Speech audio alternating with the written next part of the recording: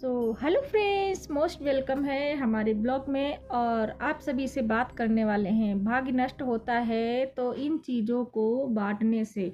जब आप अपनी कुछ ऐसी चीज़ें हैं जिनको आप बांटते हो तो आपका भाग्य नष्ट होता है, दुर्भाग्य आता है आपके घर में। तो आज हम बताएंगे ऐसी कौन कौन सी चीज़ें हैं जिनको देने से आपका भाग्य नष्ट होता है। तो चलिए वीडियो लंबा नहीं करेंगे, बात करते हैं उसके बारे में।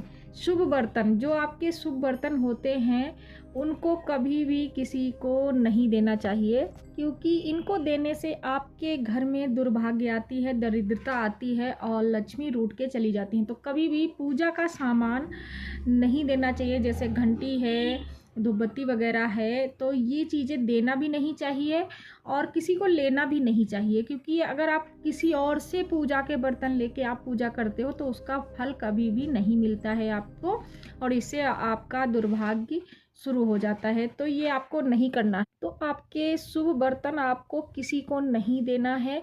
और दूसरी चीज़ के बारे में आपसे बात करते हैं। दूसरी चीज़ है कि दूध, दही और नमक बांटने से आपकी सकारात्मक ऊर्जा दूसरों के पास चली जाती है, और नमक देने से आपके घर में दरिद्रता वास करती है, आपके घर का धन नष्ट होता है। तो ये चीज़ें भी किसी को नहीं देना चाहिए, और नमक किसी को उधार लेना भी नहीं चाहिए। तो इन चीज़ों का आपको विशेष ध्यान रखना है कि किसी को अपने घर से नहीं देना है बिल्कुल भी। दही हो गया, नमक हो गया, नमक और चीनी हो गई, ये सब चीज़ें ऐसे नहीं देनी चाहिए। तो आप इन चीज़ों का ख्याल रखें, क्योंकि आपके घर की सकारात्मक ऊर्जा दूसरों के साथ चली जाती है। तो आपको अपना ख्याल रखना है कि इन चीज़ों का दान नहीं देना है। और कोई अगर मांगने आता है आपके घर में नमक, तो नमक तो बिल्कुल भी नहीं देना है, और दही भी नहीं देना है, दूध भी नहीं देना है।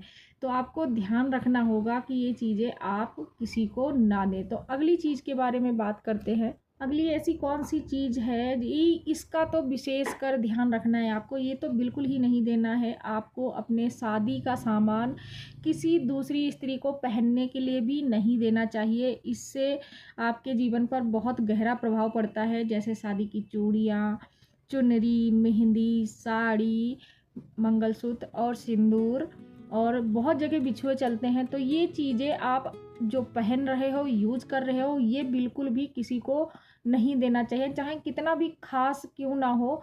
पर ये चीज़ें आपको बिल्कुल भी दान नहीं करनी है। ध्यान रखना है कि आपको ये सारी चीज़ें किसी को नहीं देनी है।